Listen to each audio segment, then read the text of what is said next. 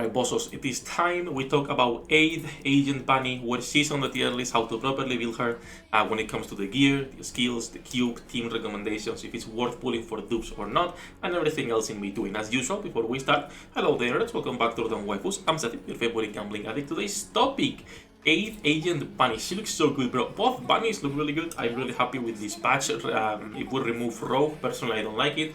It feels to be a 50-50. I've seen more people complain about it than like it, but it is what it is. Don't care too much. I skip this gacha skin and that's it.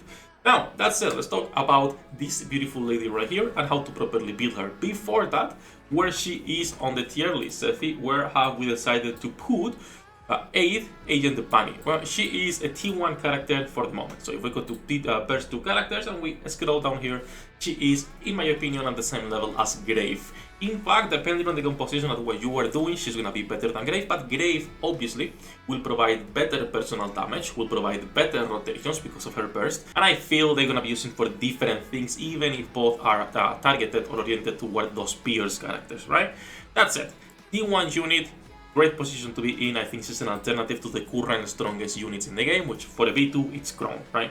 Like when we compare B2s, the de facto comparison is going to be Crown, nothing comes close to that. I believe the third anniversary is going to be a B2. A burst 2 character and a burst 3, that would make sense. To power creep 8, a patch after she came out, and to get some competition for Crown. We'll see. That's where she's on the tier list. Based on that, obviously, I would recommend getting a copy if you can. Now, you can skip, she's not limited, and you can put her on the wishlist if you've been saving pools for whatever. And if you decide to go for her, I will say a copy is more than enough, but clearly she benefits from dupes because of her skills. And let's talk actually about her skills a little bit. Her skills are kinda hard to justify going all in. If you guys remember on the last video, I said that her percentage increase is not that big, like it's not that high. And if you look at that here, skill 1 at level 4 it's 11, at level 10 is 15. It's a 4% increase for going all the way to level 10 on a caster's attack buff. I would only increase this past level 4 if you go and get dupes of her.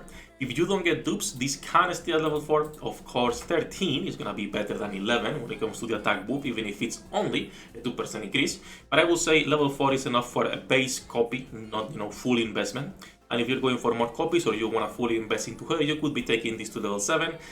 Level 10 feels kind of like way too expensive for what you're getting in return.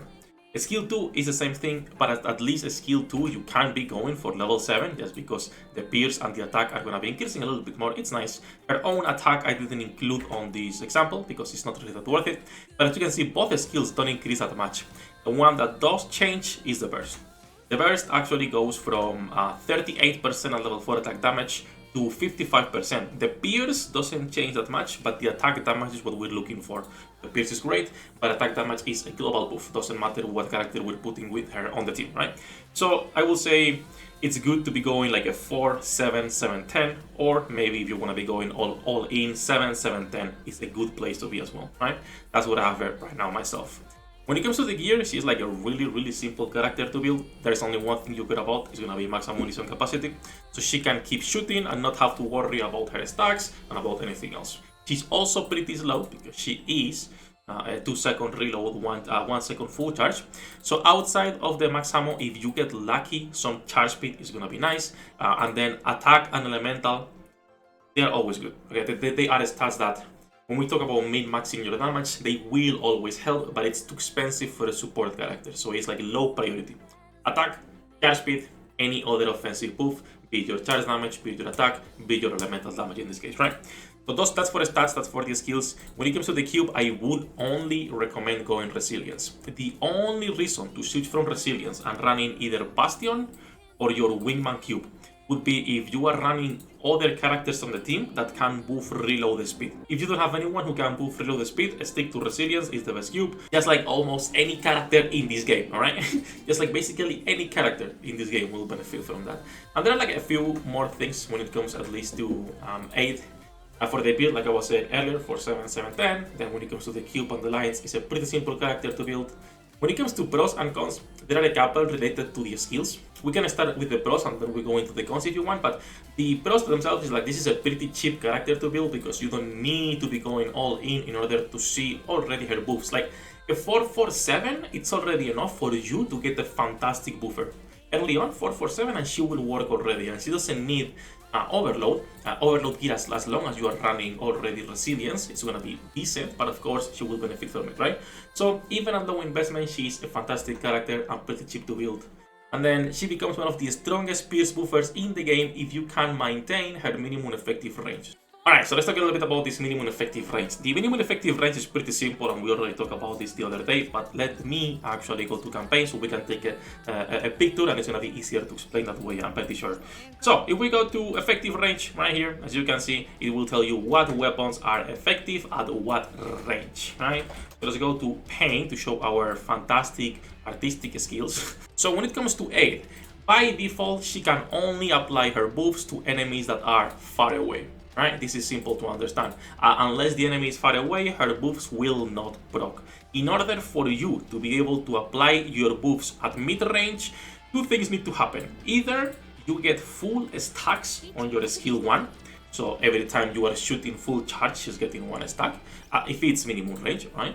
So you need to stack this basically 10 times. Even at 9 stacks, it will not work. You have to have 10 stacks in order for you to be able to hit mid enemies, right? Like enemies on the mid lane. If not, it does not work. So you fully stack skill 1, and now you can actually hit enemies on the middle, or you burst. Because if you burst, you get a 55% increase. If you were to burst, it's still not enough to come to enemies in near.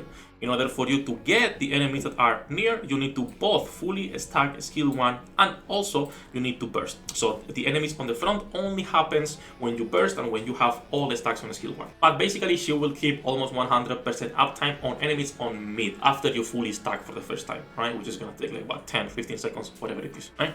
So after that, she will always have these mid enemies, and she will also be able to apply this to enemies that are close to you every time you are bursting, which is good because she's gonna be getting for herself this pierce, this attack, and also giving you always pierce damage for your allies and this caster's attack buff. So that's why you want to be keeping those stacks up. But it's not as bad as we thought it was going to be.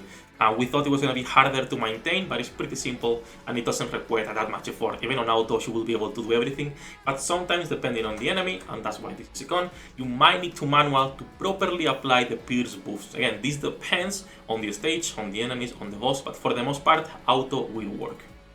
Even with investment, her own personal damage is not that good compared to similar pierce buffers that can act as sub DPSs. And this includes also the new girls, so for example Enwa, even Grave, even your Mary if you want for the AoE damage. Aid is a better buffer, but she is a worse sub DPS. And then lastly, and we showed this on the skills, but her skills are pretty awful in terms of scaling, like how expensive it is or how little you're getting in return, right? We're talking about level 4 to level 10 for just a 4% increase of caster's attack, same on the pierce on skill 2, and same on the pierce on the verb. It goes from a 6% to a 10%. So it's not that good, but then again, it also means that she's pretty cheap to build and you don't need to go all in. If you are a new player, you get her 447, like I was saying earlier, she works fantastic. And if you want to invest more later on, you go 7-7-10, and you are set. Speaking of resources and investment, my resources are finally running low, mostly for some of the either skill 1 sort of burst. I don't remember. Yeah, burst. I'm running low on burst manual 1 after almost 4 months, probably 5 months, whatever it was.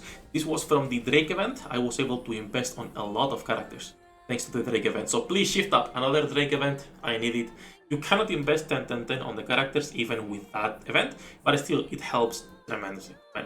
That's it, enough japping. That's basically how to build our new girl. When it comes to team compositions on 8, she fits anywhere, but clearly she will be giving priority to characters that can pierce. Be it your Red Hood, be it Snow White, be it pierce characters, like for example